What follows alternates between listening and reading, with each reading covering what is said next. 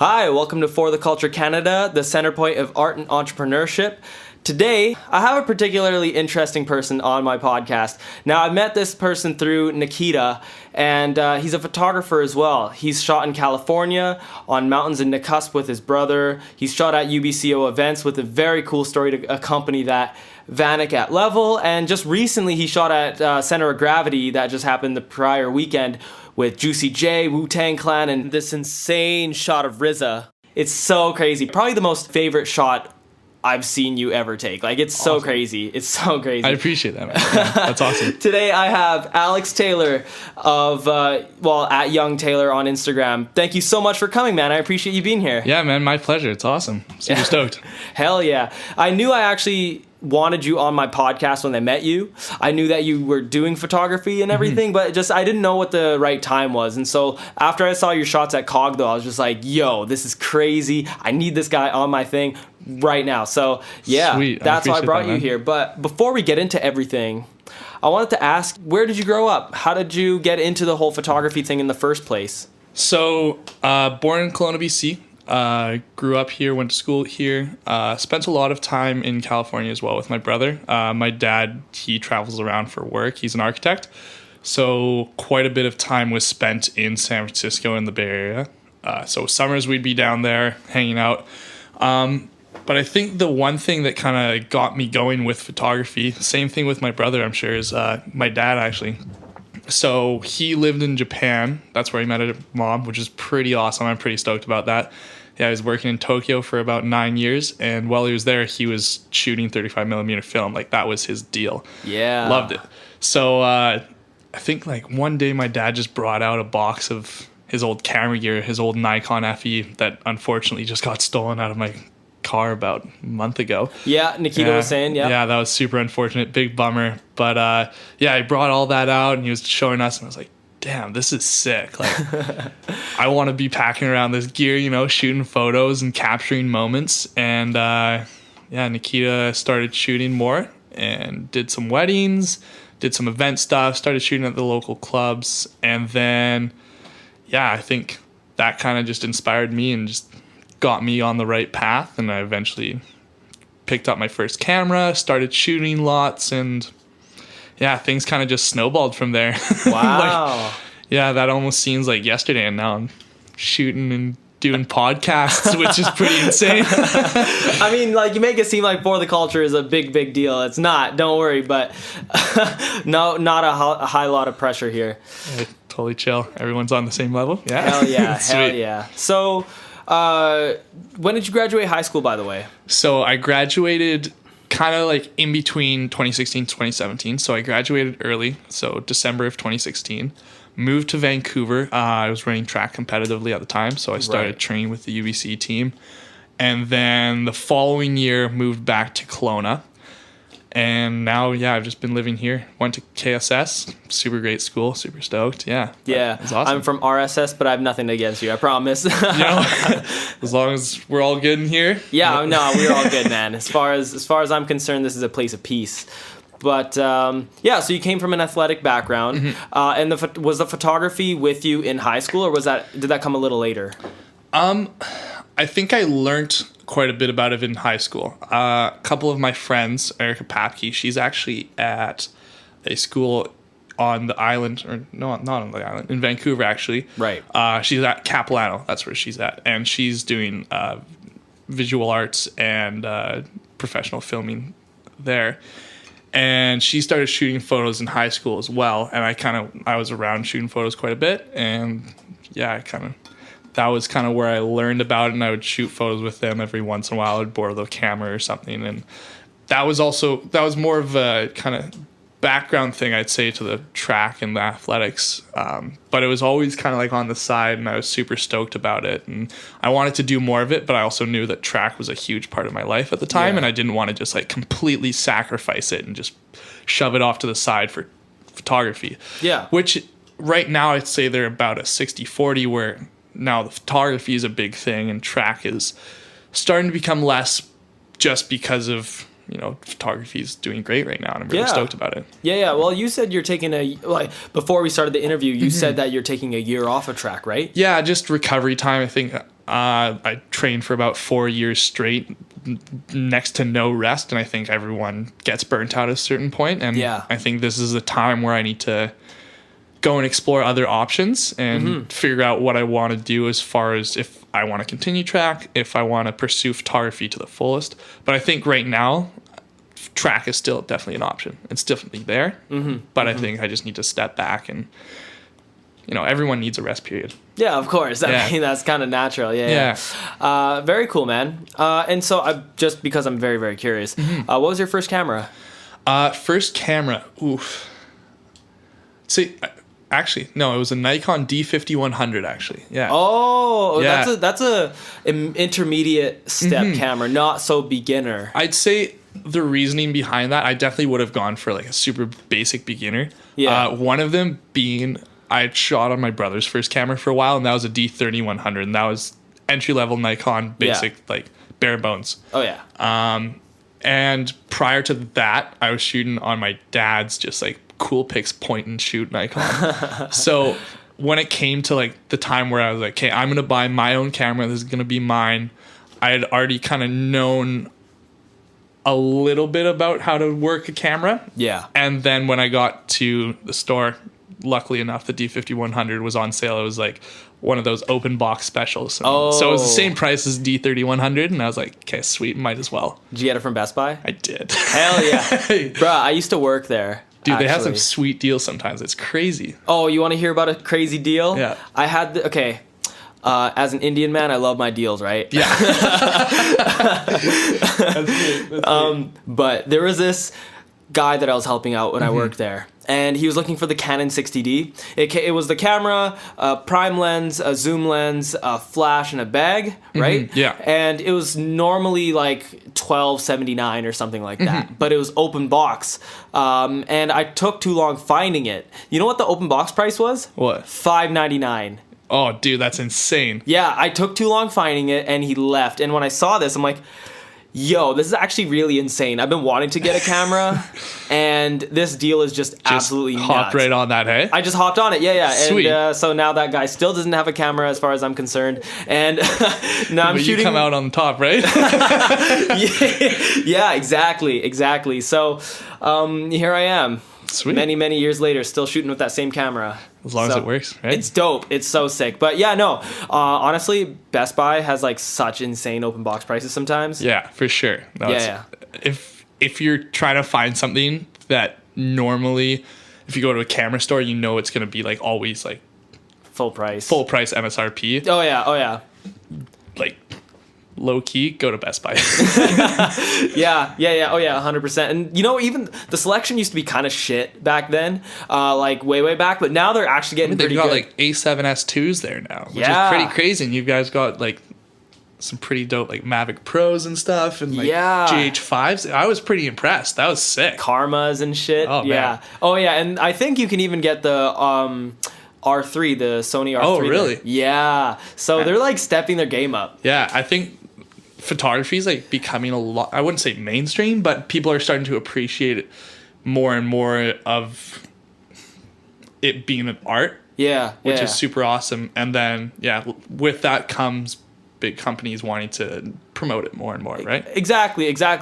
And I think Instagram also created that kind of popularity because, Oh yeah. like, no denying, you see like Instagram photographers every day. Like, it's Big Ben, Emmett Sparling, Sam Colder. Everyone knows Sam Colder look, right? Yeah. And big companies are going to see that and they're like, oh man, like everyone wants to shoot that now. So we're going to give them the opportunity to. But Exactly. you got to pay for that, unfortunately. Yeah, and you know what though? You don't even need to get a big camera anymore. Like Not at all. Now you might think I'm talking about SLR cameras, and you could just go to mirrorless, which you can. But I'm just saying you could even do really well with just your iPhone. Oh man, what is it, like 4 days ago at Nice Climbing, I was doing like a little photo shoot for some of their products, and the boss, he whipped out his iPhone.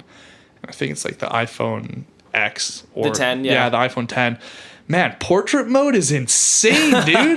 Like Yeah. that definitely rivals my camera too. As far Yeah. as like the bokeh and everything, it's insane. Well, they're so smart with the technology, right? Because you have the zoom lens, which blurs the background for you, and Yeah. it keeps you in focus. It's the most insane technology. It's crazy. Oh, that's nuts. That's huge. Yeah, it's so smart. Like, oh my god, it's so smart. Yeah. So that's really cool. Photography is a lot more accessible now than ever before, which is Yeah. amazing. I love that.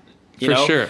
And it's very cool to see all these different styles come out of it and everything too. So it's very, very cool. Yeah, I love seeing what everyone has to offer and like bring to the table, and everyone's different style and different taste, seeing different editing styles, because unfortunately Instagram becomes quite saturated with the same content, because I'm not sure whose look it kind of started off with, but now everyone's kind of, as far as landscape photographers go, they all kind of get into the same rut. And then same thing with like urban exploration was super huge this past year.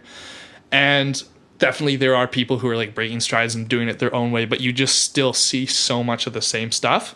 And then when somebody brings a fresh new look, it's just, oh, it's awesome to see. Breath of fresh air. Oh, for sure. Yeah. Yeah, definitely. It's Yeah. like, oh, I haven't seen that before, but this person is like, doesn't have 100K followers. I respect that. Like, Yeah.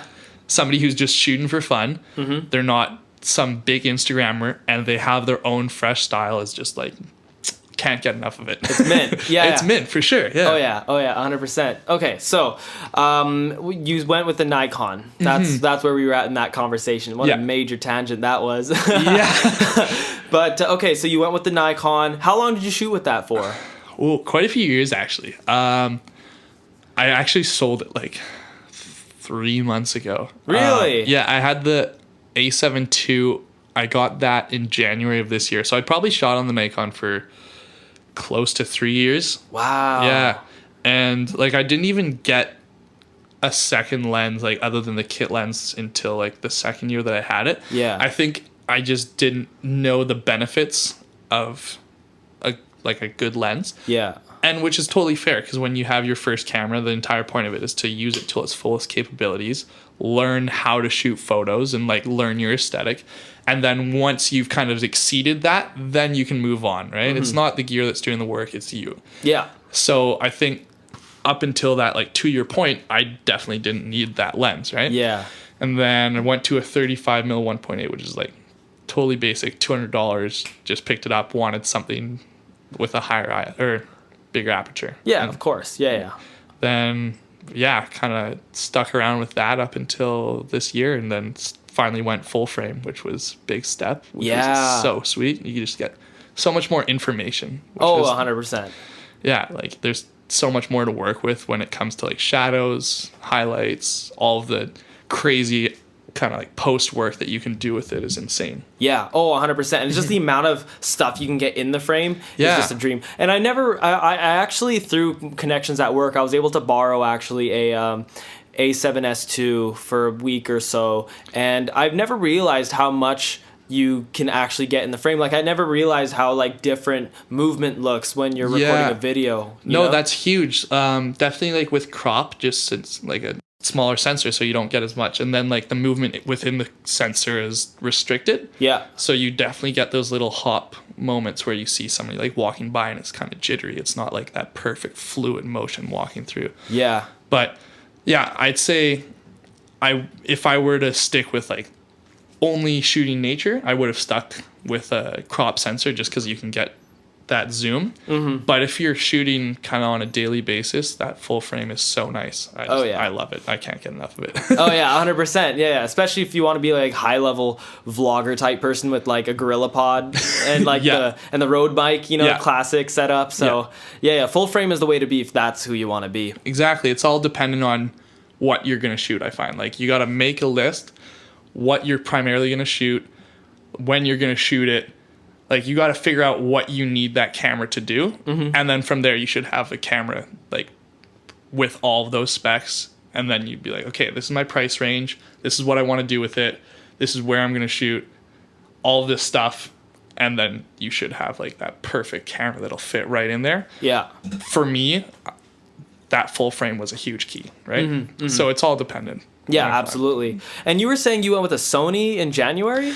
Yeah, I was with a Sony A7 II. I think for me, it was just like how small they were. Yeah. The portability, I could put it in any backpack really and not even notice that it's there. Right. And then unfortunately, all my gear got stolen out of my car on Canada Day. Oh, You heard yeah. about that. Yeah, from my your brother I was guess. saying, yeah. Yeah, that was a major bummer. But this past couple of weeks, I've just been trying to figure things out with insurance and whatnot. Right. And Have you then- been giving serial numbers to like pawn shops and things? Yeah, I sent all this stuff to pawn shops, to the cops, and they're figuring it out. And I've obviously been like checking Craigslist and Kijiji 24/7, Facebook, all the sites you could really think about. Right. But unfortunately, since it's Canada Day, there's a lot of people from out of town and a lot of people wanting to cause trouble. So it is what it is at the end of the day. The biggest bummer for me, though, about that scenario was memory cards. Because Yeah. I had a lot of sweet memory on there from our California trip. Yeah. So that was a big bummer, and a roll of film that hadn't been developed. So those were like the two big things where I was just like mind boggled, like, oh no, like what am I going to do with this? Yeah. But gear can be replaced, memories can't, which is unfortunate. Yeah. Well, and the unfortunate thing though too is that film camera belonged to your dad. Yeah. And it was a piece of film from way back in his day, not something that you guys have been shooting, right? The film that was shot by me. So that was like, it was. Oh, okay. yeah. So that was like, man, I would not know what to do if that was my dad's film. I would just break down. Yeah. That would not be good. Yeah. But like, still big bummer, but it could have been a lot worse. Yeah. Oh yeah, 100%. It's the sentimentality though that you lost. Yeah, for Yeah. sure. Yeah. I think it also kind of like, it makes you reflect. You're like, okay, what could have been going through this person's mind? Because it was parked in a nice neighborhood. It was parked in my friend's driveway. And I don't know. It's just unfortunate that people have to go and do that. Yeah. Did they like break into your car? No, from what I think they did, I think they pulled back like the door frame and then just like unlocked it or something with like whatever you use to unlock Yeah. cars or break into. Yeah. Which is like super unfortunate. Oh yeah, absolutely. Damn, dude. I'm sorry to hear that. You know what? Back on top now. Yeah. Get back stronger, right? Yeah. And now you went with a Canon full frame. Yeah, so I think the portability and the size of the A7 II was super awesome, but personally, I love the feeling of a DSLR. That is like having like a nice sturdy pro body or whatever you want to call it, DSLR in your hand.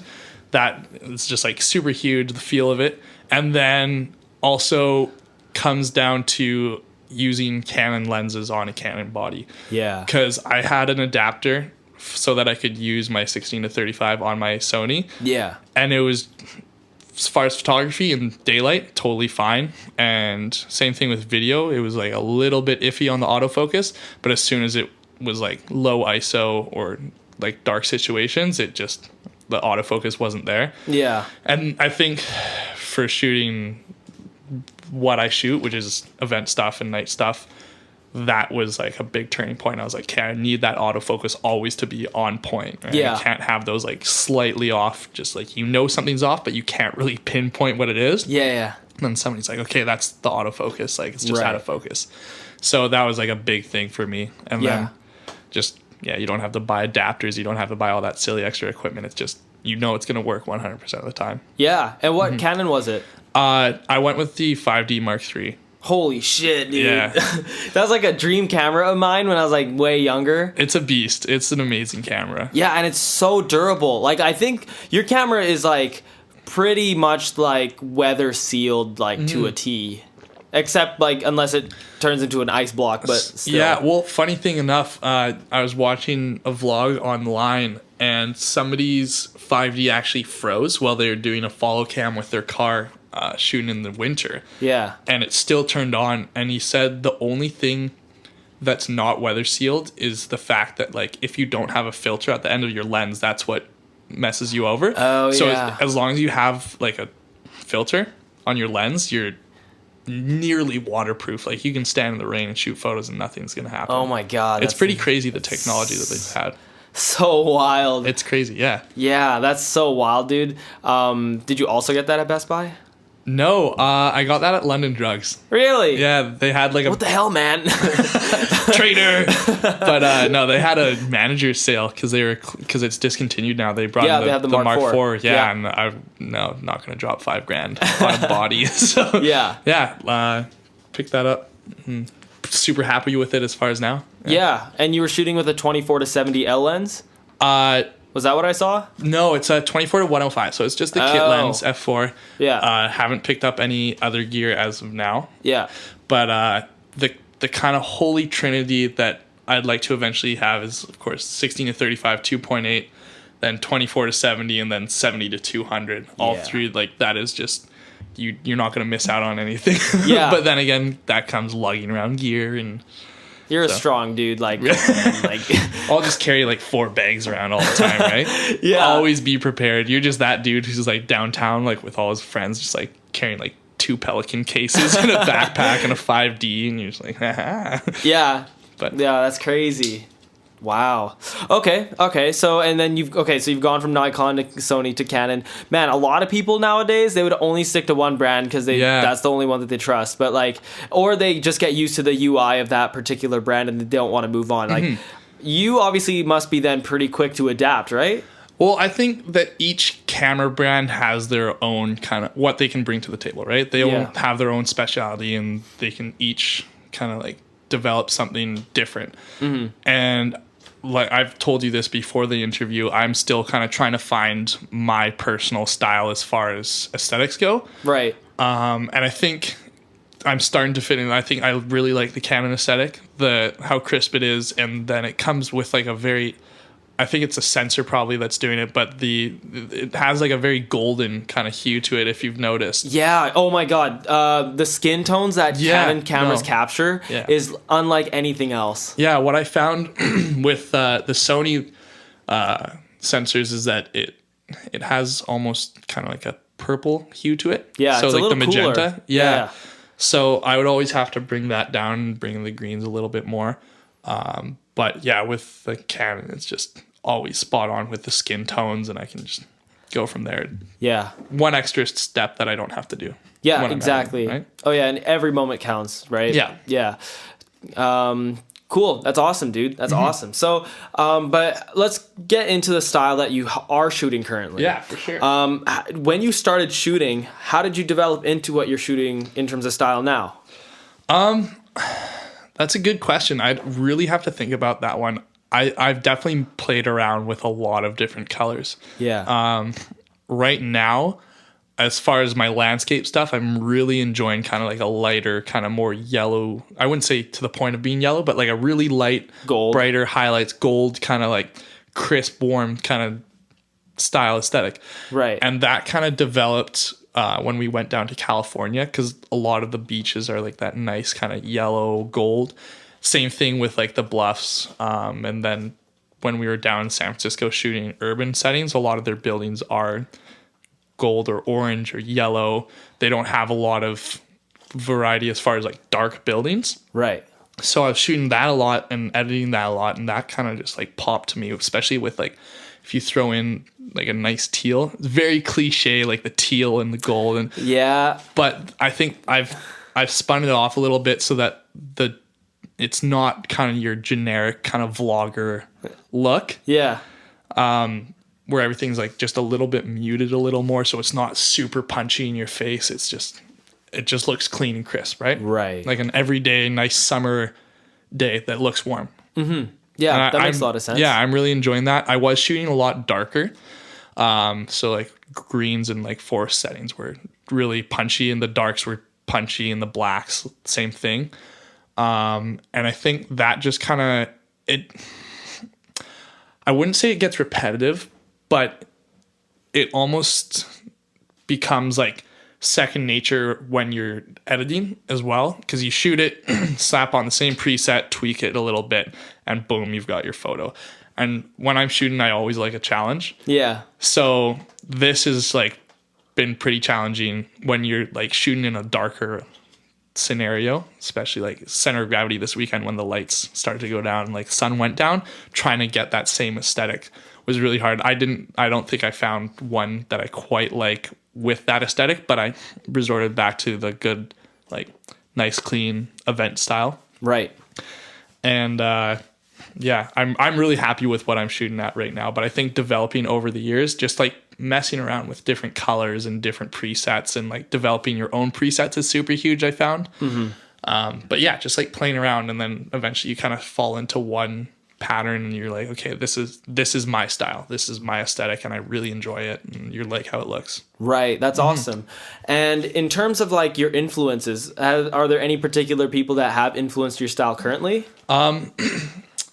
Yeah, I'd say it's kind of all over the place right now. When we were on our road trip, we met up with Big Ben. His Instagram is It's Big Ben. Okay. And Emmett Sparling, and those guys both shoot on Canon, same camera as me, and Yeah. it was like just looking at their photography and what they can produce is pretty insane. And those had a big impact on me. And then I don't know, just scrolling through Instagram and just finding smaller photography stuff and people who aren't kind of super blown up, super well known. Right. I think that has a big influence. Another one for my event stuff would be like Henry Wu. He's from Vancouver. His stuff is just incredible. His lighting, his colors just like pop, and they just look so clean and crisp all the time. That's super huge. Another guy, his Instagram is Jeffrey. Right. He's along the same lines, like very clean, very pungent colors, but like not in your face. And I think that's kind of what I would like to develop over time, is just like something where it pops, but it's not like oversaturated, over clarity, just like it's like a nice clean image, and everyone appreciates it, kind of, right? Yeah. Timeless look. Do you know what I mean? Right. It's not going to look gross like 5 years from now being like, oh, that was that years of style editing. It was just like, that's a good photo. Absolutely. And the thing is, it's a really hard balance to find something that pops but still stays clean, or it's not oversaturated or over clarityed, you know? And it's it's a very tough thing to sort of balance. Yeah, it's kind of right on the edge, right? Because if you like, for example, if you're like messing with clarity and you're like, I've been at it where like plus 11 is perfect, and I'll go like plus 12 or plus 13 and it just looks gross. It just looks like somebody took their phone and just like boosted clarity on their iPhone or something, right? You know what I mean? And yeah, it's like, it's a very fine line. Yeah, but absolutely. It's and a challenge. I find that often whenever I do edits, like especially lately, especially with the portraits that I've been putting up for the culture, I find that I always I'll make an edit and I'll copy those settings and I'll paste it somewhere else and I'll completely start from scratch. Yeah. Yeah, I find that, well, my cousin taught me a couple of years ago when I was designing an album cover. He said to me, you know, you should, even though you're satisfied with this, you should keep on doing more with it, because you might be able to find something that works for you better. And so I did. And I found that I have taken that philosophy into what I'm doing now in my photography, and it's really kind of like unlocked a lot more for me in terms of what I could do and the tones that I can get. That's very true. And I think subconsciously I've been doing that a little bit, but I'm definitely going to, now that you mention it, I'm definitely going to do that more. I think just, like you said, when you're at a point where you're like, okay, I like this, just kind of like let it sit and let it reflect upon you. With my filming, with like my edits, I'll definitely do that, where like I'll edit like half an hour, or however long I've been sitting in front of the computer screen for. Yeah. And I'll do like a little segment. I'll do like 3 minutes of a video. And then I'll kind of like walk away. And then when I'm ready to do the next part of the video, I'll go and rewatch that. And that's when I start doing like the really small tweaking. And I'll be like, okay, so this needs to change. I need to move this over.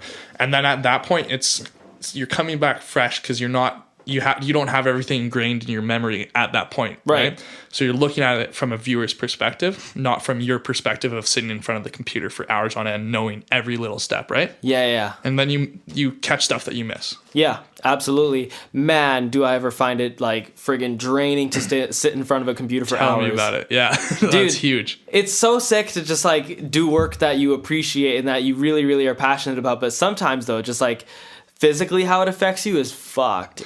Yeah, no, it's crazy. Especially like one of the photos that I've spent the longest on, there's I don't know if you've seen it. It's the photo of the Yosemite Valley. Yeah, I have seen that. Yeah. So that was shot like probably like 10 at night.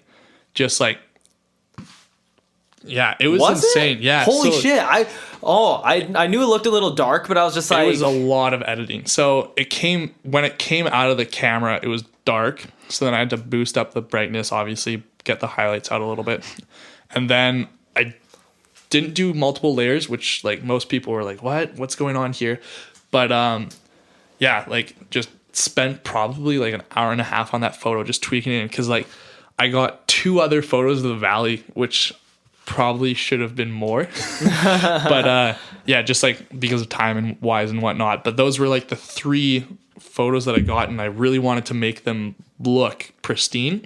So I was like, okay, I'm just gonna grind down and figure this out. And luckily, like it turned out so perfect, and it's probably one of my favorite photos, not only because of how it looks, but I think just because of the time and effort put in. Yeah. There's kind of like a backstory behind it too, right? Yeah, I saw your caption. It said, I hated this photo when I saw it, but now it's one of my absolute favorites. Yeah. No, like when it came out of the camera, I looked at it and I was like, this is bullshit. Like, what am I doing here? Like, this is terrible. I need to like rethink this. And like, I think I edited that like probably a month after we got back, and like I had already gone through my photos, and that one was just still like kind of like trash bin, like not gonna edit it. And I was like, man, like I hadn't gotten a good crisp shot of Yosemite in its entirety. I was like, okay, I need to actually like I don't care if it's a bad photo, I'm just going to edit it and see how it turns out. And luckily, like now I'm just every time I look at that, it's my screensaver on my computer, and I'm like, damn, this looks so good. Yeah, so I'm pretty stoked. Wow. Yeah. Damn, I'm really impressed.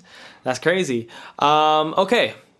So in terms of your favorite photos, my personal favorite photo is of RZA, honestly.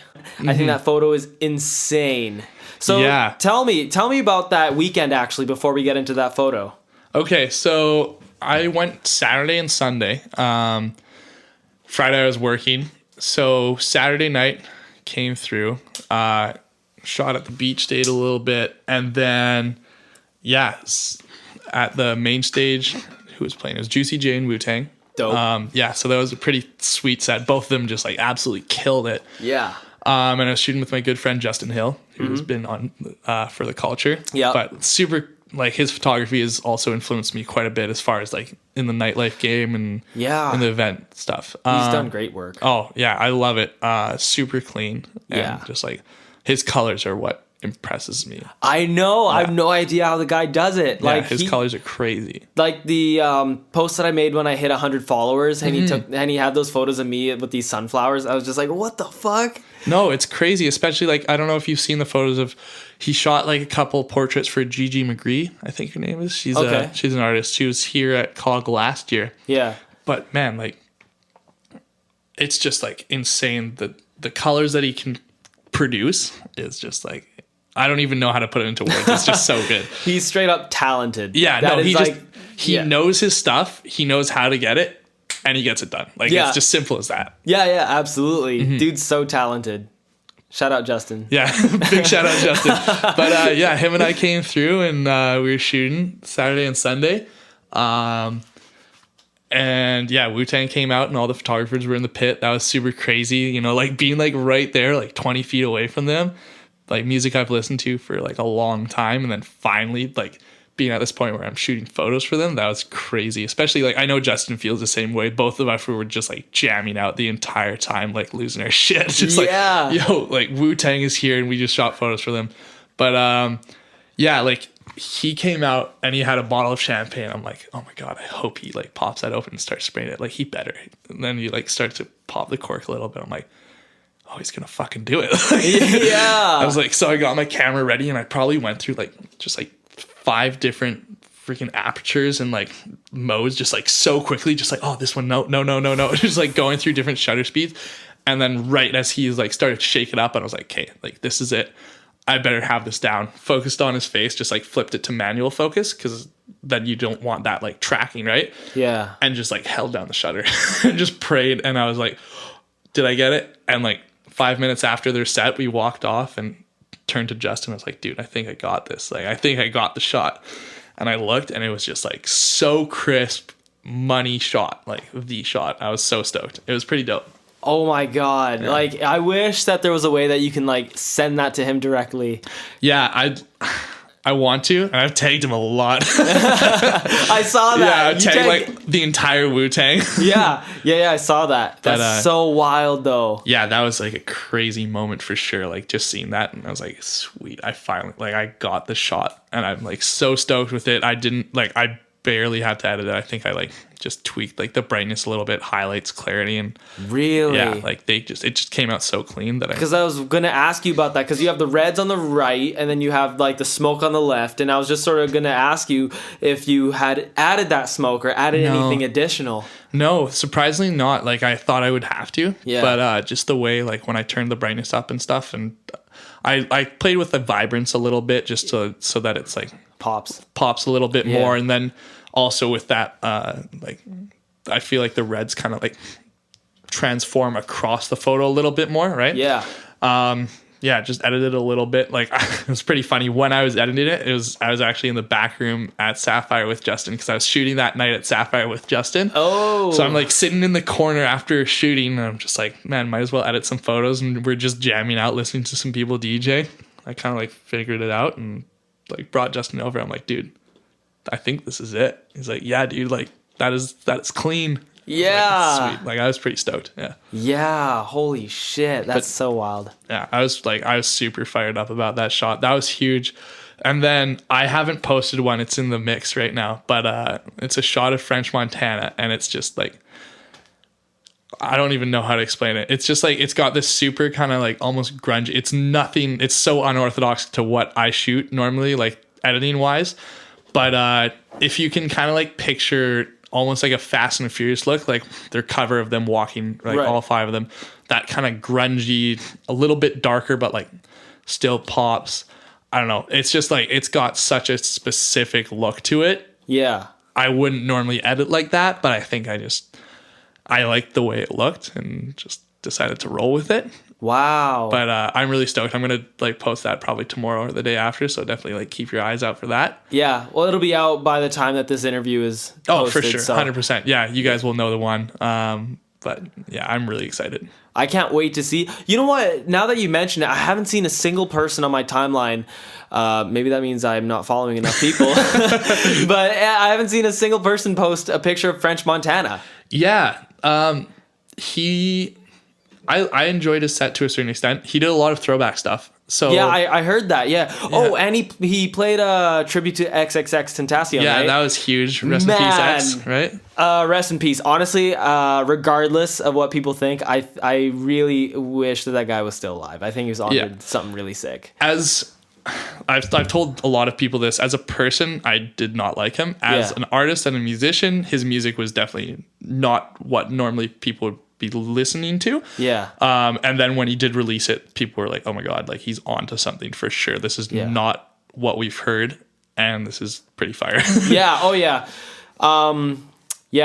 R.I.P. X. He was only 20 years old, man. Like 20 years old is not it shouldn't be a lifetime for anybody. And he was still like definitely finding his sound for sure. Like he had and just yourself as a person. Like exactly. You like there's like tons of people who haven't figured themselves out yet at 20. So R.I.P. X. But anyway, I heard a lot of I know a few friends that actually ended up walking away from French Montana's set because he kept on like playing and pausing and muting and all that stuff. So I think unfortunately that came down to the DJ. DJ was not up to par. There was like, I'm sure as you know, like before a concert, like before like French would come out, DJs like plays like a 5-10 minute like hype set with like, you know, like ASAP Ferg, like Lil Pump, like all like the bangers, gets everyone going. And unfortunately, instead of, you know, like beat matching and crossfading, like, you know, mixing like a DJ should, it was just like cut and cut and cut. And I mean, like, no hate to the DJ themselves, but I think that kind of set the tone for the rest of the performance, which is unfortunate. That is unfortunate. Yeah. And I think that set the tone for the photographers as well. Cause I know like for somebody who's trying to like gain followers or gain publicity, you're going to want to post about the act that was the most hype or like that people enjoyed the most, right? So that's Yeah. probably why. But I'm still super stoked on some of the photos that I got, so I'm of course going to post them, right? Yeah, for sure. Like French Montana has never come to the Okanagan before. Neither has Wu-Tang. Juicy J was gonna, but he didn't make it to the show that he was gonna be a part of a few years ago. Yeah. But no, it's super cool. Like, especially since I haven't seen any photos, I'm very like itching to see a couple for sure of French. Yeah, for sure. Yeah, he probably played that one song that was like blowing up a few months ago with Sway Lee, right? I'm trying to remember. Which song is that? It was it had like a Afrobeat beat to it. It was, oh, what the fuck was it? So apparently I don't know like French Montana at all. It's all good. It's all good. I'm sure whoever's listening is like yelling at us right now, Yeah, going like, for "This sure. is this song, you fucking idiot." Meanwhile, we're just like, God, this is awkward. I just don't remember what the song title was. I can hear the song in my head. I don't Yeah. remember what it's called. But whatever, it doesn't matter. But yeah, no, that's sick. I feel like from like as far as I can tell, this is probably the most successful COG we've had so far. I think as far as music-wise and Music. yeah, definitely there were some unfortunate events. Well, yeah. Yeah. Rest in peace, that 16-year-old girl. Yeah, that was major unfortunate event. Like, Mm-hmm. don't do drugs, kids. That's not cool. And if you do, make sure you know where you're getting it from. Exactly. Don't just take it from strangers. Do Yeah. it safely. Don't do it. Unfortunately. Yeah. But that's unfortunate, though. Overall, though, like you said, though, I think as on a lighter tone, the music wise was good. Organization of the show was like, I don't know. It depends on how you looked at it. Really? There's some people who are like unfortunately on the bad end of the stick. But I'd say like music wise, yeah, it was good. I mean, I had fun. As if any music festival, there's going to be the ups and downs, right? Yeah, of course. Yeah, of course. And luckily, I had a good time. Yeah, yeah. They're like, of course, there's going to be people who aren't having the greatest time in their life, but yeah, I mean, I can't complain. It is what it is, man. Exactly. Yeah, that's so sick. That's crazy. Okay, so we've covered COG, and I wanted to also ask you about, before we get into this next topic, do you have any upcoming dates that you're going to be shooting at all?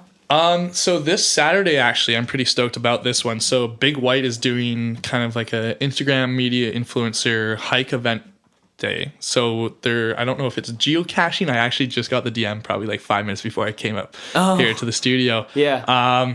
But yeah, so they invited me. I guess they invited my brother, but he's out of town, so I kind of got handed off. Right. Bless. But yeah, they're providing the photographers with like chairlift rides and free food and stuff, which is super awesome. But yeah, we just get to go hike around, take some photos of sweet nature shots, super scenic. Sick. Yeah, I'm pretty stoked. I'd like to get a couple of some bikers for sure. See if I can get over to like the bike trails area and like hike on over there and see what I can capture nearing golden hour. Yeah. But yeah, I haven't really shot up at Big White all too much. The roll of film that was stolen was shot at Big White. Oh. That was the last time I've been up. The last time that I was up there was when I shot that roll of film. That was like my brother and I were both shooting on film only that day. Yeah. So that was a major bummer. So I'm gonna see if I can kind of recreate some of those shots. Yeah, hopefully, man. Yeah. That would be super rad. But yeah, Big White has a lot to offer as far as nature goes and as far as scenery and landscape. So I'm pretty stoked on that. Yeah. Then as far as that for now, kind of taking it a little bit easy. I'm heading down on a trip down to Laguna Beach actually on the 9th for a week. Yeah. Oh. Yeah, so I'm super stoked with that. Yeah, heading down there and there for 5 days. It's going to be huge. Yeah. Very Do cool. some surfing, get some photos, get some more of that like Cali vibe in the photos like I was talking about earlier. Yeah. So I'm really excited for that. Yeah. Overall, it's going to be a great trip. Yeah, sounds like you have a really stacked summer coming up. Yeah, man. And to think like it's like 4 weeks till school starts. That's like Dude. I know, major buzzkill. I just had to put it in there. Oh my God. Yo, those are my ratings you're talking about, man. I mean, like, yeah, man, we got all summer to go. Make sure you give my podcast 5 stars regardless of what we talk about. Yeah, exactly. But yeah, the summer's been like super rad. had so far. I'm pretty Yeah, stoked on dude, it. this Yeah. summer's been sick. Yeah, no, like overall, like as a whole, like 10 out of 10. Yeah. Like my brother and I, like during ski season, even we were like, okay, like we need to make this summer sick. Like get everything on our like Instagram bucket list in brackets done. So like we like, what would we hit? We hit the I forget the name of the trestles. Man, this is like not good. Outside of Hope. Oh, okay. I'm not familiar with those. Okay. It's an old bridge and it's super generic Instagram spot. But like we'd never been there because we thought it was like a 2-3 hour hike off the highway, and then we parked and we were like, oh, it's like 10 minutes. But unfortunately they burnt down like at the start of the year. Oh no. Yeah, so like it's a metal trestle, like metal bridge, but like in between the two metal uprights was like the wood Right. that you would walk across, of course. Now it's just like it's a little sketchier. So you have to walk on like a foot wide, like 500-foot cliff, basically. Holy shit. Yeah, it's pretty Are gnarly. you still gonna do that? We did, yeah. And my brother, I got a photo of him walking across it, chilling at the very edge, which was pretty gnarly. Holy shit. Didn't tell my mom about that one. Keeping that on the DL. But no, like a lot of people have done it just as long as you're safe, right? Like as long as you're knowing what you're getting into. I think for the whole kind of like Instagram adventuring lifestyle, people take that. They don't accept the risks to a certain extent. Do you know what I mean? Like they're not fully calculating it. Unfortunately, 3 Instagrammers, they're good friends of mine and a good friend of my friend Jacob Crawford. They're from Vancouver. They passed away this year from a waterfall accident in Vancouver. So I think that was a big wake up call for a lot of the community. So just like being careful out there while you're trying to get those shots, right? Yeah. And like, I think once you get too comfortable to the point where you're like, oh, I've done this a million times, that's when accidents happen. Yeah, absolutely. So that was like when my brother and I went out there, it's like, okay, we're doing this one at a time, very careful. If it gets too windy, you're like sitting on your ass and you're just like scooting all the way back to the end of the bridge. Like we are not fucking around. We don't want anything happening, right? No, of course not. Yeah, no, of course not. And yeah. Be careful, everybody. No amount of likes is worth your life. Exactly. So, that's yeah. huge. But yeah, check that one off the bucket list. Yeah. Then what else have we done? Oh yeah. So like Abiqua Falls, that's like super classic in Oregon. Same with Multnomah Falls. Both of those are just like your classic Instagram waterfalls. Yeah. But you know what? It's great. Like when you're there, it's like, okay, I don't care if this is just like shot like over 1 million times. This is like nature's sweet. Nature's super rad. And that's like what I've been like getting into quite a bit on the side of the event stuff, is just trying to get in that travel kind of landscape. Yeah. So like when we were down in Cali, that took off for me. And that was like super awesome, getting a lot of shots. So yeah, check those off. And then like, of course, everyone knows Cannon Beach. If I don't know if you've heard of it, Oregon, you know, like the beaches in Oregon are just like all time. Yeah. And then, yeah, along the Oregon coast, California coast, all that. Tried to check as much as it off as we could. Yeah. And then Yosemite was super big. That was a huge one for us. And now I'm just kind of trying to go through and figure out all the smaller local spots around BC and trying to shoot those now. But Sick. yeah, summer's been super rad. Off a little tangent again there. But back all to good, dude. back to the main thing. Summer's super rad, and I like shooting photos. Hell yeah. Yeah. Damn, that was quite a tangent, dude. Yeah, no, that's me as a person. Yeah, that's awesome. Even I was going like, what were you talking about again? Yeah, No, it was awesome. Great. So honestly, that kind of like gives me more of like an adventure itch. I'm not gonna lie. yeah, definitely. Yeah. I was, I think the one thing that started that whole kind of like wanting to do more adventures was literally like, in January, I want to say, I got a concussion skiing. So that put school on hold. Oh. Or was it February? No, I got it in February, end of February. So that put school on hold. And like for like 2 weeks, I couldn't do anything. Like couldn't even watch TV, didn't open my phone up. And then like after that recovery period where you can like start like looking at a screen and stuff, like you still can't get through the day without like losing focus. So I tried going to school once, and like one class I just like couldn't even sit through. I'm like, I don't know what you're talking about. Yeah, so it was pretty bad, and I just decided to like put school on hold and just let myself recover. Right. How long? What did you get the concussion from? So I was skiing and we were filming all day.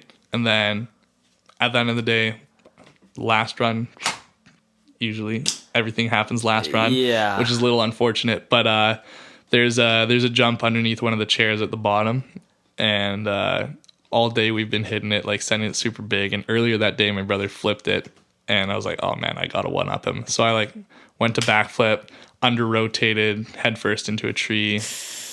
Not very fun. So yeah, like that was super unfortunate, but I think that was kind of a little bit of a blessing at the same time, because I started watching a lot of more travel vlogs and stuff and learning about photography more and more, because I would just like spend my time reading all of these articles and learning about my camera and shooting as much as I could. And I think that's kind of what started the whole more of photography, realizing it could be a full-time job to a certain extent. Yeah. And yeah, less of it being a sideshow. Okay. Yeah. So Damn. like, you know, silver lining Yeah. to a certain extent. Okay, that's wild. Yeah. That's crazy. And so, you're trying to turn photography into a full-time job at this point, then? I'd like to. I think that would be super awesome. It's difficult. It's very difficult trying to sustain yourself off going from gig to gig, because like you never really know when the next one's coming up unless you have like residency somewhere, or if you like own your own company for like wine tours or something like low key, right? Where you're just gonna bang out a bunch of them like once a week. You know it's gonna happen. Yeah. When like the stuff that I would want to shoot, like events, like you know when the next center of gravity is, it's next year, right? And like the next festival and stuff, it might be 2 weeks away, it might be 6 months away if you're in the dead of winter, right? Yeah. So it's kind of like hit and misses. You'd have to make a lot of sacrifices, and listening to David, that's why he keeps his full-time job, which is like totally respectable, and I get that. And I think that's definitely the smart move if you're sitting in a position where, you know, you want to have money, right? And you want to sustain yourself. And definitely, I think I'll probably be down that same path at one point where like it's a full-time job, photography. I still take it seriously, and I still shoot a lot of photos. But realistically, if you want it to be a full-time job, you're gonna have a glamorous lifestyle in front of the lens. Do you know what I mean? Yeah. People don't realize how much photographers sacrifice. Like there's a short film the other year at the Vancouver International Mountain Film Festival about a photographer who shoots rock climbing. And he was a rock climber competitively and professionally for a number of years, and then he started shooting photos of his friends. And he was talking about how he shoots every single day for roughly 6 to 7 hours plus editing. He lives in a little hut, you know, surrounded by his gear, and he's constantly climbing, constantly shooting photos. And like the photos that turn out looks amazing, but 90% of the time, like, you know, he's below the poverty line, and it's like super awesome what he's doing. It's like, I would love to be outside all the time, but at the same time, like I'd like to have that extra little bit of cash to live comfortably.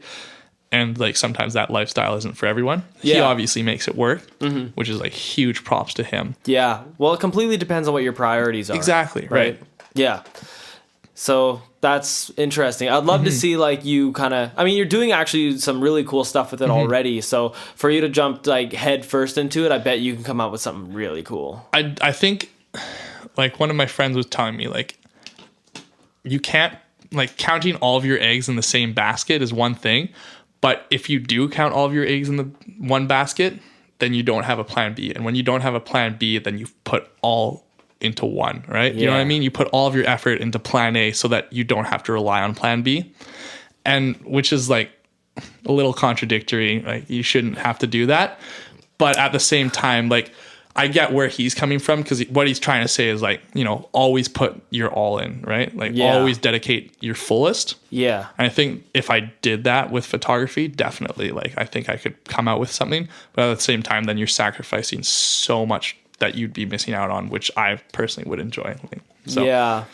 I don't know. I kind of don't agree with that, because the thing is, it is kind of like sure, you can put all your eggs in one basket. Absolutely. And, you know, let's say, for example, photography is your singular Like primary source, right? primary source of income. Yeah. But what happens if you're just in a if you're in a drought for gigs, you know? It's like, Yeah. where are you going to get that money from? You know, Exactly. I personally believe in multiple sources of passive income. No, that's I totally understand, and I Yeah. totally agree with you. Yeah. And like that's why I like take that with a grain of salt, right? Yeah, 'Cause, absolutely. like, you can apply that to certain things, but for like for your job specifically, like definitely for this day and age where entrepreneurship is so huge, Yeah. having, like you said, those multiple different sources, like, so if you do have that dry spell, like you said, you can still, you know, live comfortably to a certain extent, right? At least being able to afford your rent. Yeah. Right? You know, No, at least that's being able huge. to afford the like vitals of Yeah. what there is, you know? So I just think that as long as you can support that, sure, like do whatever you got to do, man. But like you should be able to find a way to at least support those things that are necessary to like have a roof over your head, food in your belly, like that kind of thing, you know? Yeah, the necessities for sure. I totally agree with that. Yeah, Yeah. definitely 100%. Yeah, that's fair. But that's sick. Very cool to see where you're thinking about going in the future.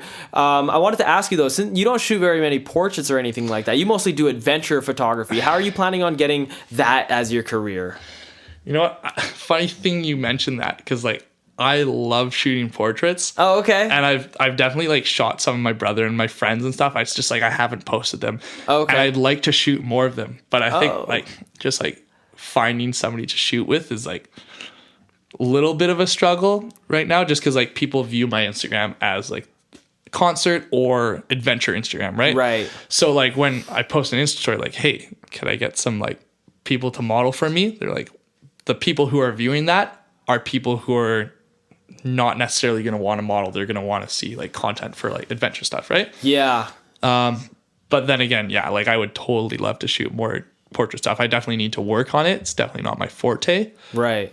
but it's like people who shoot good portraits, I respect that a lot. There's she's a Instagrammer and a photographer on the island, Alessandra, I forget her last name, but her portraits are just absolutely incredible, super crisp, and like the tones are just like super perfect. Same thing with I don't know if you follow his Instagram is Art is Honesty. Okay. I don't follow him. No. No, his name's Levi. Super crazy portraits. Like they are some of the coolest that I've seen. And each one I feel like kind of tells a story to a certain extent. Do you know what I mean? yeah. Yeah. So I'd like to break into that a little more because I think you can only tell so much with landscape, right? Right. Yeah. And that's what photography to a certain extent is all about, is like, you know, telling an entire story in one frame. Right. Yeah. Yeah. And that could be a tricky thing to do sometimes. Exactly, Yeah. right? You're trying to capture like an emotion, or you're trying to capture a feeling with a photo, or like a story, a moment. Moments are huge. Like Yeah. if you capture a moment, that's awesome. But yeah, with portrait stuff, it's like you're trying to capture a story or a feeling, and I think I need to work on that quite a bit as far as portraiture goes. So if anyone out there wants to model for me for free while I can build my portfolio, hit me up, Young Taylor. Shameless plug right there. That's it for the end, man. Yeah. Oh, Just kidding. No, it's all good. It's all good. Okay, cool. I was just very, very curious. How are you planning on differentiating or just allowing in the portraits in your sort of like niche that you've already gotten going on? Like, how are you going to enter that? Actually, so Emmett, he does a really good job of that. He does a lot of his portraits kind of like outdoors. There's quite a few photographers that do it outdoors or like adventure kind of lifestyle. And I think incorporating that so that the subject is the portrait, but then also it's like, you know, you could but you could place the model or the portrait, position them so that they're like standing on like a super scenic rock bluff with like a crazy view of the lake or something, right? Yeah. So you want to incorporate your still like crazy adventure landscapes and like get into a super rad spot, but then still have it so that, you know, your portrait is still there. Yeah. Right? So you're including a little bit of everything. And I think that's kind of like the end goal. And I'd like to do more of that. It's just, you know, something that I need to work on. Yeah, definitely. Sick. That's very cool. I can't wait to see like how it turns out for you. Yeah. Yeah. it's going to be a challenge, but I'm looking forward to it. Hell yeah, you like challenges though. Oh yeah, so- 100%. Hell yeah. Okay, now I wanted to actually ask you, Driven Collective. Yeah. You're the chief of media on that. Yeah. Okay, so tell me, you're with a guy named Ryan Menard? Menard. Okay, Yeah. okay. Yeah. So how did you guys link up? What is Driven Collective? So, my brother and I both have passion for cars. We've been working on his car for a long time, and he spends hours on that. It's like crazy what he's doing with it. So, kind of through that, we will spend a lot of time at the local tuning shop, which is Classified Motorsports. So our good friend Kyle Scanlon, he owns it, and he's like the head technician. And then kind of around that, like all of your car lovers kind of like hang out there at the shop, and there's kind of a consistent crew between my brother, myself, Ryan Menard, who's a very good friend of mine, Owen Kuipers, Matt, and then like the owners of the shop and stuff. And that's kind of like our car friend group to a certain extent, right? Yeah. But Ryan and I are still super good friends, and he had Driven Collective priorly as kind of like a automotive culture brand. So selling like small trinkets, like little like turbo whistles for keychains and stuff, and then t-shirts. And it was more of a clothing brand than anything. And then just because it wasn't making as much money as he anticipated, he decided to close things down, not put any money into it at the time, pursue other options. And then I kind of saw the potential that I had as far as like the media company. So then I asked him, I was like, hey, do you mind if we start this back up, turn it into a media company? I'll produce all the media. We'll get this going. And then once it gains a following more than it is right now, at that point, then we can start the merch lineup like he was doing before. So Driven Collective, I guess as a whole, what you could call it, it's a media brand, it's a lifestyle, it's a culture, like it's everything incorporated into one. So like, you have your videos, photography, then there's like the t-shirts and sweaters. So it captures a little bit of everything, which is pretty stoked upon. But yeah, like I'm still working on that. It's a big project. Yeah. It's going to be a long time to get things kind of snowballing and rolling the way I'd like it to.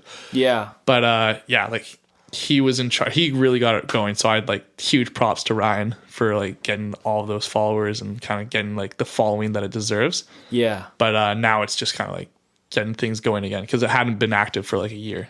Right. Yeah. Okay. So you essentially want to have like a car culture just sort of solidified in Kelowna and just sort of you guys represent what that is. Yeah. And I mean, like not only Kelowna, like I'd like to use it as like a media brand as well. Yeah. So like if we go to car meets and whatnot, that's going to be like, Driven Collective is going to be our like media company with that. It's not going to be like solely Classified Motorsports that we're going with. It's going to be like Classified Motorsports and Driven Collective Media, right? Yeah. So it's representing Kelowna, like you said, but then like shooting photos for other companies and cars like around BC, Canada, wherever really. Yeah. Yeah. So you essentially are trying to find another avenue for your photography then in some way, and then even more so. Yeah, exactly. Because I really think it's cool. Like there's a couple photographers that I follow who solely do automotive photography, don't film or anything. It's just their photography is super crisp. What's his Instagram? It's called Guy with the Camera 45 or 54, one of those two. But he has like some of the cleanest shoots that I've ever seen. Just like, and he gets to shoot crazy cars all day, like Bugattis and Ferraris and Lambos, just like 24/7. I was like, oh man. I mean, I wouldn't mind being around that 24/7. Yeah. But I'd say right now, just in this moment in time, my Instagram personally, like my photography is definitely like higher priority, but I'm still like putting in effort to Driven Collective, just trying to build it, and it's going to be a slow progression, but still there. Yeah, very cool. That's cool. And at what kind of follower count do you think you want to be at before you start making it expand a little more? I think to the point where people are actually asking for it. So like you could hint to it, like, we might be dropping merch if you guys want it. And then once we get a proper following, I don't know, like 15,000, I'd say would be appropriate to like maybe release like some t-shirts or gauge it even. Yeah. But like as of now, I think we're sitting at 8,000 followers. Right. But I think like definitely there needs to be some improvement before we start, shoveling in money to like develop, different styles and like different t-shirts, and then like ordering all of those t-shirts, send them out. It's a big process, and Yeah. I'd like to put money into lenses instead. Yeah, you still want to get your trifecta going. Oh yeah. Yeah. By the way, quick tangent back into that. How far into the trifecta are you right now? I'm just chilling at 24 to 105 for the kit lens right now. Yeah, because the 16 to 35 was stolen, so that was kind of like the beginning point. But Right. Okay. But I think that's going to be the first. It's going to be probably 16 to 35, 70 to 200, and then the 24 to 70 is going to come last, I'd say. Right. Okay. Cool. Yeah. Let's get back into Driven Collective. Of course, by all means. Okay. Cool. And do you think that I have no idea what your like state of growth has been, but do you think in like say 6 months or a year from now you'll reach about 15K? I could see a year. Just because right now it's nearing the end of like the car show scene. Yeah. Everyone's kind of starting to finish up their builds right now. And then like, once winter comes, everyone winterizes their cars, puts them in the garage for the winter. But during that time, I think that's when you got to do like a lot of the marketing to keep everyone stoked. So I think for the next like couple months, I'm going to be trying to pump out as many photo shoots as I can, so they still have content over the winter. Yeah. So I'd say like next year and a half, I'd say like I could visually see that being there, maybe 15K. Yeah. If we continue to produce the quality and, just like producing content, I think like consistently producing content is huge. So I think that, a year and a half, I'd say. Sick. Cool. I would love to interview you and Ryan in that time. For catch up with both of you in a year's time and just sort of solely maybe focus on Driven Collective. I think it'd be sick. No, that would be super huge. I could definitely like once we have that following and like, Driven Collective as a whole is going to be like its own separate entity, then like definitely. Yeah. That'd be super rad. That'd be tight. Yeah. That'd be so sick. Okay, cool. Dope, man. I don't think there was very much else that I wanted to cover. I think we covered like all the bases. And lastly, I guess you're an ambassador for a museum. Yeah, so they're a backpack company online. Super random. They just DM'd me and they're like, hey, like your Instagram, if you want to apply to be like an ambassadorship, here's the form, check it out. I mean, like it may not be legit or not, I don't really care. I get discounts, like that's all that I'm really concerned about. Cool, but I mean, like their backpacks are super rad. It's like a duffel bag, a shoulder bag, and a backpack all in one. Super cool patterns. Like I have mine at home and they're like super durable and they're pretty cheap too. Like I think the big one retails for $60, and then like if you use my promo, it's 20% off. So it's like $48. Yeah, for like a 32-liter bag, which is pretty good. It's not bad. Like most, like if you went and bought like a mech bag, that would set you back like $200. Yeah. So yeah, if you're looking for a sweet adventure backpack or something to travel with, definitely check it out. Yeah. Hell yeah. Yeah, they're super cool. Okay, cool. I think that about covers what I wanted to ask you. Now, this is a segment that I've been doing consistently for the last maybe 3-4 episodes or so. Okay. Do you have any questions for me at all? Yeah, so let's learn about, I'm sure it's already been asked, but like what inspired For the Culture? Oh, yeah. What inspired For the Culture was that I'm always so like into the work that I'm doing. Like I'm first and foremost, I'm a musician. I make lots and lots of music, but I found that I've always found it difficult for myself to just sort of like market myself online, just sort of get the word out there, because music, especially making an album, takes fucking forever. Like for sure. For me especially, like I have to, my music is very much like autobiographical, and so I have to live life for me to write music about the life that I lived, right? So and I've been releasing albums every 2 years. So it's like, how do you fill in that gap? So what I wanted to do was that I wanted to include a consistency where I get to meet new people, and we all get to just like market each other. And I just found that like, I found it to be one thing, a marketing thing for myself, where I basically get to, interview you guys, then I get to showcase everything that you guys do, and then it's sort of like then you guys sort of start following me, and you get to see what I'm doing too. It's like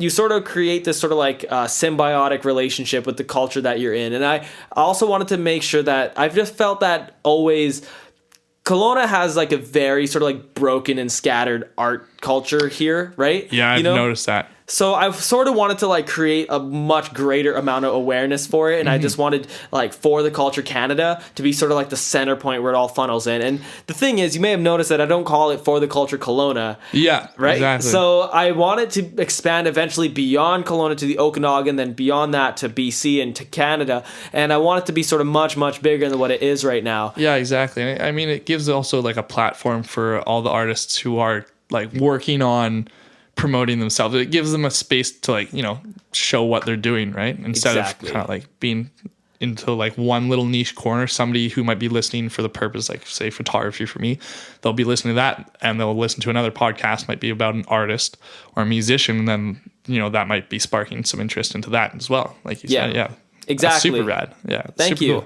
Cool. And lastly, I guess I wanted to say was that the photos that I take of people with the logo in front of it, I wanted people to sort of look at those photos and sort of look at you guys as ambassadors. I wanted to look almost like a magazine picture where you guys sort of just look really kind of like, you just look like ambassadors for the culture you represent. And I want people that are like way, way younger, like 13, 14, to look at you guys and just sort of be like, I want to be like Alex. I want to be like Nikita. I want to be like Justin Hill. Yeah. Like that kind of shit. You know, I want it to sort of like influence people in that sort of way with you, not with me, but with you. Yeah. So like ambassadors for that specific brand or culture. And then like once like they're all together, that's kind of like a brand for culture in its entirety. Yeah, exactly. And I want cool. Kelowna to be known for being like an artsy cultural place, right? Yeah, like I mean, Victoria is known for that, but Kelowna isn't. Yeah. Kelowna's a lot more known for like the athletic stuff you can do, which is very cool. We're known for being a very fit city. But I want art and culture to be a lot more forefront. Yeah. You know, as well. So that's the whole inspiration of it for me. It's definitely growing for sure, which is pretty awesome to see. Thanks, yeah. No, that's super cool. Literally a week and a half, I was like aiming to get 100 followers, right? Yeah.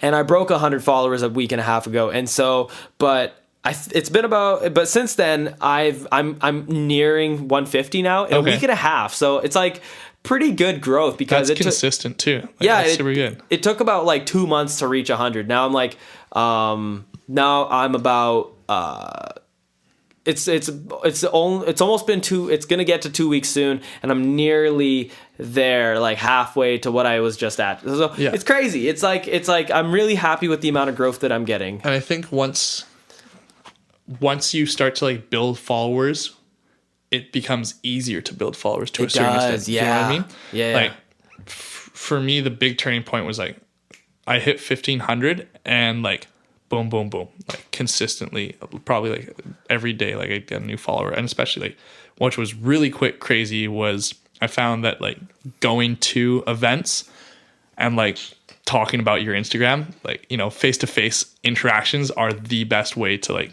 market yourself, right? Yeah, like absolutely. This past weekend, Jaws actually reposted one of my photos. Same thing with my friend Kevin Kemper. He reposted one of his photos on his Instagram story, and like just like consistently for the next couple of days got followers from that. And then just like meeting artists, met Tails. Shout out to Tails. He's super cool. Spencer, what a homie. Yeah, his music is crazy. But met up with him, and yeah, tossed him a follow. He tossed me a follow, and like it's just a snowball effect, right? Yeah. Like once the people that are following, for example, my friend now, his Instagram is Tentego, but he's a visual artist, so he does a lot of editing work.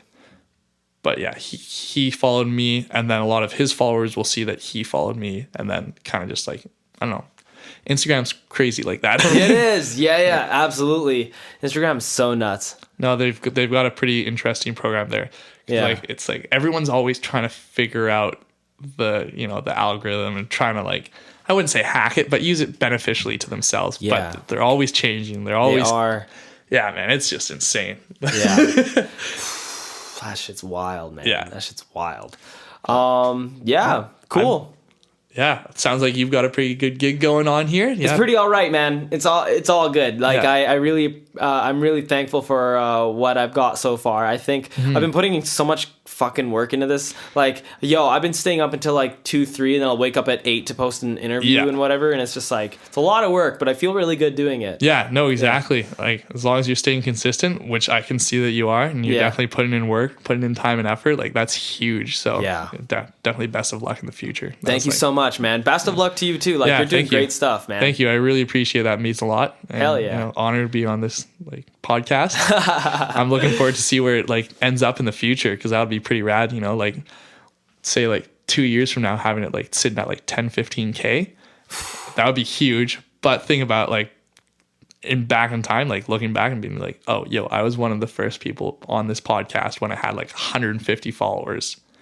Like, that's pretty huge. Yeah, man, I can't even imagine being at like 10K or 15K. Like, I've never had an Instagram account higher than even like 400, right? Before I started doing all this. Yeah. I found that like my personal account is even like growing in followers. Yeah. And I'm not even like posting that much. I'm just posting stories and like maybe 1 or 2 pictures here and there, but that's it. But like this year's been insane for me for Instagram, actually. Yeah. It's a pretty cool platform, especially Yeah. like for posting stuff, advertising, all this stuff. Yeah. But yeah, like I said, it's been an honor. Thank you so Super much. rad. It's been great to have you here. I'm so happy to have you here. It was a Yeah. great combo. Also, you're falling into one of the longer episods that we've had. Sweet. Yeah, you're at 1:15 at this point. A minute 15. Or sorry, an hour Sweet. 15. I was waiting how long it's going to take for me to fuck my words up. But it's all good. Minute hour 15 sounds like a long time. Yeah. Sweet. Yeah, hour 15. That's super hype. Thank you so much for being here. Thank you for everybody for listening. This was For the Culture Canada podcast. Make sure to follow us on Instagram at For the Culture Canada, and also on all of our major streaming platforms. I was your host, Deepak Batty, and you were just listening to Alex Taylor. Thank you so much. Have a great rest of your day. Thank you guys. Take care.